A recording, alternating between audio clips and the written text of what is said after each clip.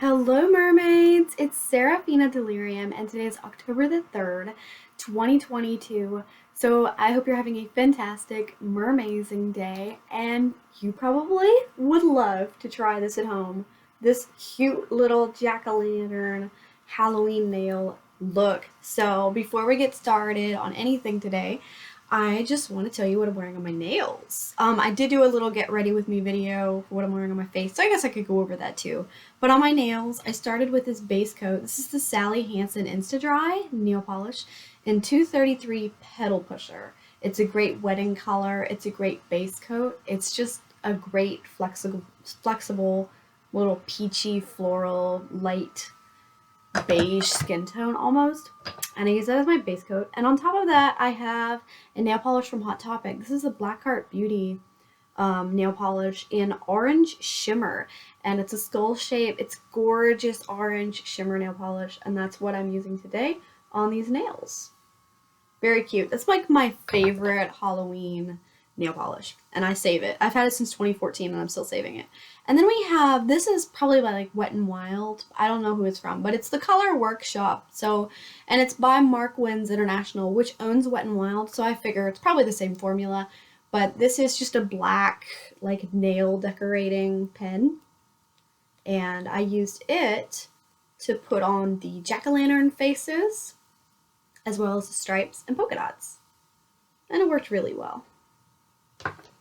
I also, as my top coat, clear coat, I used Paparazzi. This is by CVS Beauty. And this is in Sticky Situation. And that's what's on my nails. One of my other favorite things right now is the pumpkin pie chapstick. I love this stuff. This is great. I think we're getting to the bottom of it. But yeah, what I'm wearing on my face, we might as well go over that too. So I just did a get ready with me. I don't have the swatches on my arm anymore. But for starters, I always use this. This is the Revlon Photo Ready Concealer Corrector in 001 Fair. And I really like it. It's a nice light concealer for me. On top of that, I have the Rimmel London Stay Matte Powder in 001 Transparent. I've hit pan in it. Alright, and then after that, I put on 3 different shades. I used all 3 shades of these. I have Shades by Sean, San Francisco, California, and it's a little mini palette that Ipsy sent me. And we have Mommy, which is the glitter, and Hexed, which is the matte. So I used those today. And then I have one more. This is my third one. This is the Violet Voss Single Shadow in Bare It All, B-A-R-E, Bare It All. And it's very gold. Not as pigmented as the Shades by Sean, but I do like it. I will use those. And my lipstick is the Milani Color Fetish lipstick in 110 Lustful. I love this. This is what I'm wearing on my mouth. It's like my favorite lipstick ever, especially right now. My mascara is the Tarte Tartist Lash Paint. It's a mini mascara. It's like 2 milliliters. I love it. The wand is great. And my eyeliner, I'm really getting sick of. I'm probably going to throw it in the empties basket. This is the Kokie Professional Precise Longwear Liquid Eyeliner. It's not precise anymore, but it's in Ultimate Black. And that is all I'm wearing on my face today. Pretty simple, right? So today, it's October the 3rd. I'm pretty sure they talk about October the 3rd on Mean Girls. What day is it? October the 3rd. Is that right? Is it October the 3rd? I'll probably be seeing memes about it pretty soon. Like after the day is over, I'll be seeing memes about it, and that'll be like a refresher for me to tell me what day was Lindsay Lohan talking about with Aaron Samuels, whatever his real name is. I can't remember. So today is October the 3rd, and it's the day that I usually always celebrate my daughter Amy's birthday, because she was a midnight baby, but stuff happens. I don't really want to relive that trauma right now, but she was supposed to be born on the 3rd. So, today, it's her 12th birthday, and I really hope she's having a good day. A unicorn-tastic, mermazing, fantastic day. And it's been almost 11 years that we've been legally alienated from each other, but we have been kept from each other ever since she was born. Like, when I was there, I was kept from my own child. She was taken away from me all the time. So they were already trying to take her away from me and get rid of me, like, before she was born, and it was planned, which is pretty terrible. Like, why would you do that to anyone that you claim to love, right? especially the child, to do that to the child and then take her away from her mom. Like, that's the worst thing you can possibly do to a mother and a baby. So I got pregnant when I was 16, and I had her when I was 17. And by the time I was 18, I married into this family, which was kind of forced on me. And, you know, I consider it child marriage to get married at 17. It should be illegal. You shouldn't let anyone do that, regardless of whether they want to or not. And we were very old-fashioned, or my family was, and said, you need to get married because you had a baby. And that's not right, because he was able to legally take my daughter away from me, when I should have left.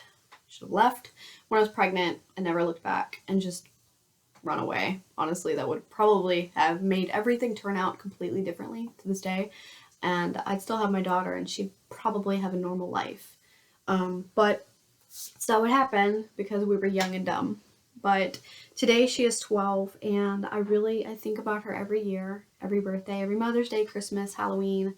I think about my daughter, and I hope that Amy is doing okay, as well as she can be, because I know that where she's living, it's probably not the best. But today, I know that this is totally 6 minutes later, totally off topic. You know, I'm reading a book today. You can, like, skip to 6 minutes and 30 seconds if you want to, but I wanted to read this book for my daughter, because I want to start reading books again. I have quite a few left.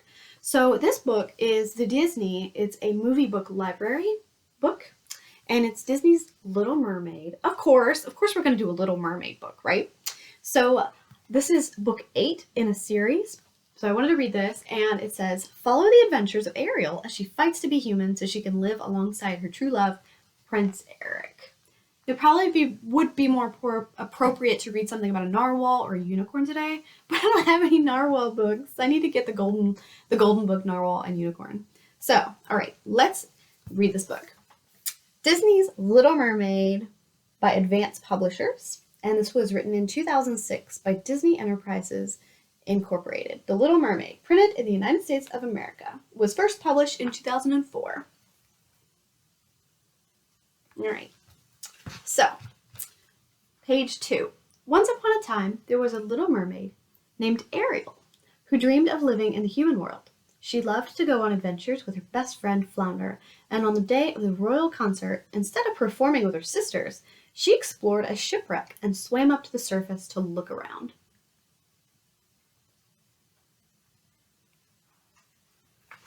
Page 4.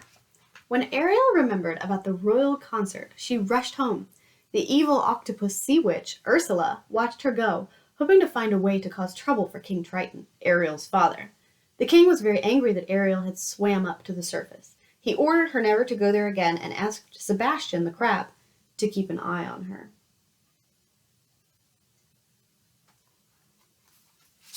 Page 6. Sebastian followed Ariel and Flounder to an underwater cave where Ariel had a collection of treasures from the human world. Ariel saw a ship overhead and went to watch the humans on board, especially a handsome young man, Prince Eric.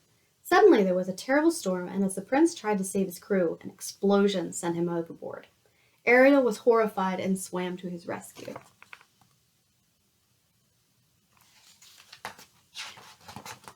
Page 8. Ariel carried Prince Eric to the beach and fell instantly in love with him. She started to sing to him, but as he awoke, Ariel disappeared into the sea. Prince Eric knew he would never forget the voice of the beautiful girl who had rescued him. Meanwhile, Ursula had watched the rescue and knew that Ariel's love for Prince Eric was the way to destroy King Triton's kingdom.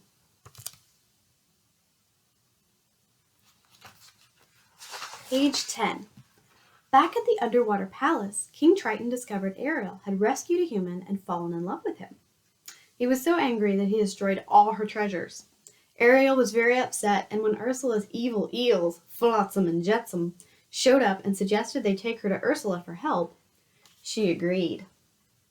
Flotsam and Jetsam, right? Flotsam and Jetsam. Those are their names, Flotsam and Jetsam. Flotsam and Jetsam. Page 12. Ursula told Ariel that she could turn her into a human, but at a price.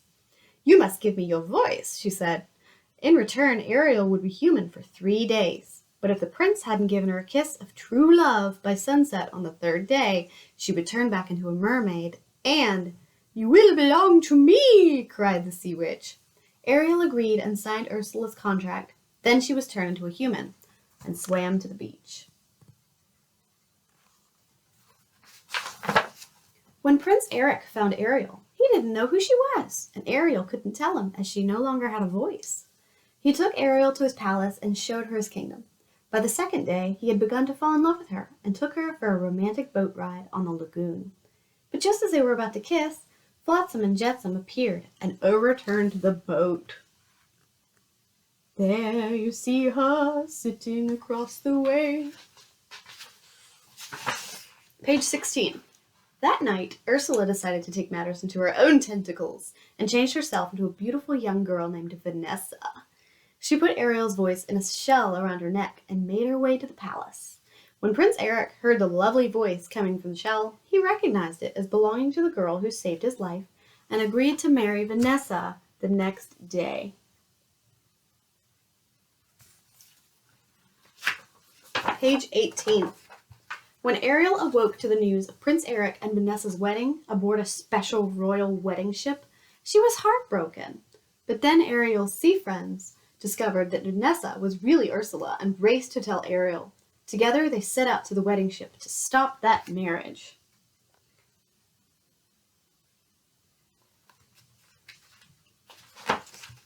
Page 20. As Ariel climbed on board, her seagull friends managed to shatter Vanessa's necklace, revealing her as the evil Ursula and setting Ariel's voice free. Prince Eric realized who Ariel really was, but it was too late. The sun was setting and Ariel had turned back to a mermaid. Ursula dragged Ariel into the sea with her.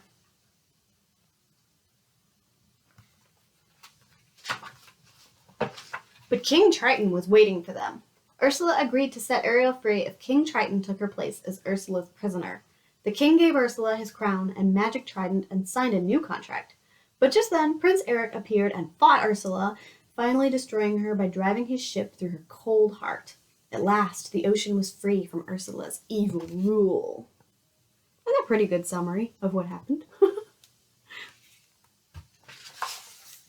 King Triton could see how unhappy Ariel was without her true love, so he used his magic trident to turn Ariel back into a human.